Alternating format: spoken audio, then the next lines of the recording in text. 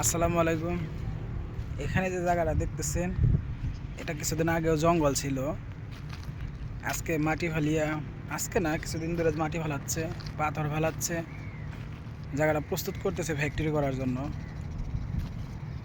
তার পাশে আমাদের ফ্যাক্টরি, এটা আমাদের পাশের ফ্যাক্টরি করবে আর কি। ওটা হচ্ছে আমাদের ফ্যাক্টরি, এটা আমাদের ফ্যাক্টরি। আর এটা আমাদের পাশে আরেকটা ফ্যাক্টরি করতেছে, মালিককে আমি জানি না। যাই হোক,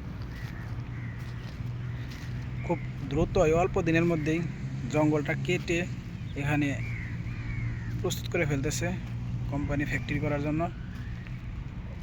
তবে মালয়েশিয়া আমি 4 বছর ধরে আসছি। 4 বছরে আমার আশেপাশের প্রায় 60% অথবা 70% জঙ্গল কেটে এরকম ফ্যাক্টরি করে ফেলছে। এসে যেখানে যেখানে যেখানে দেখছিলাম যে জঙ্গল পাহাড়, সেগুলো কেটে কেটে এখন পাহাড় কেটে ফ্যাক্টরি করে ফেলছে, জঙ্গল কেটে ফ্যাক্টরি করে ফেলছে, এরকম করে ফেলতেছে। এইভাবে যদি চলতে থাকে তাহলে মালয়েশিয়ার জলবায়ুর পরিবেশ, মালয়েশিয়ার পরিবেশ অতি দ্রুতই চেঞ্জ হয়ে যাবে। কারণ অলরেডি চেঞ্জ হওয়া শুরু হয়ে গেছে। আমি যে সময় আসছিলাম না, আরও 4-5 বছর, আমি তো 3 বছর হচ্ছে আসছি। আমার আসার আগেও যারা আমাদের এলাকায় যারা মালয়েশিয়া থাকতো তারা বলছে যে কিনা মালয়েশিয়ায় প্রতিদিনই বৃষ্টি হয়। তখন আমরা আসলাম, আসার পরে দেখলাম যে মাসে 3-4-5 দিন বৃষ্টি হয়।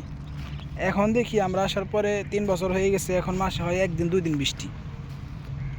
এই চেঞ্জ হওয়ার মধ্যেও কারণ আছে, সেটা বুঝতে পারছি। সেটা হলো মালয়েশিয়ার যে আগে বন জঙ্গল ছিল, যে গাছপালা ছিল, এগুলো অনেক বিলীন হয়ে যাইতেছে। একদম কাইটা সব পরিষ্কার করে নতুন নতুন ফ্যাক্টরি তৈরি হইতেছে, মার্কেট তৈরি হইতেছে, রাস্তাঘাট তৈরি হইতেছে। যে কারণে এই পরিবেশটা, প্রাকৃতিক পরিবেশ নষ্ট হওয়ার কারণে এই বৃষ্টি হওয়াটা কমে যেতেছে, জলবায়ুর পরিবর্তন হয়ে যেতেছে।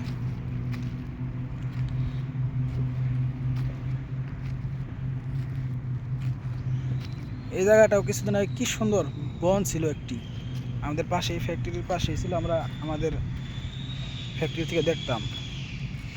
সেটা কাইটে এখন অনেক বড় ফ্যাক্টরি করবে মনে হইতেছে, জায়গাটা অনেক বড়। যাই হোক,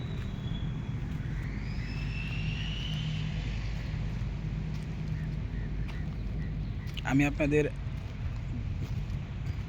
আপনাদের জায়গাটা দেখাই ঘুরে ঘুরে। ভিডিওটা দেখতে থাকেন।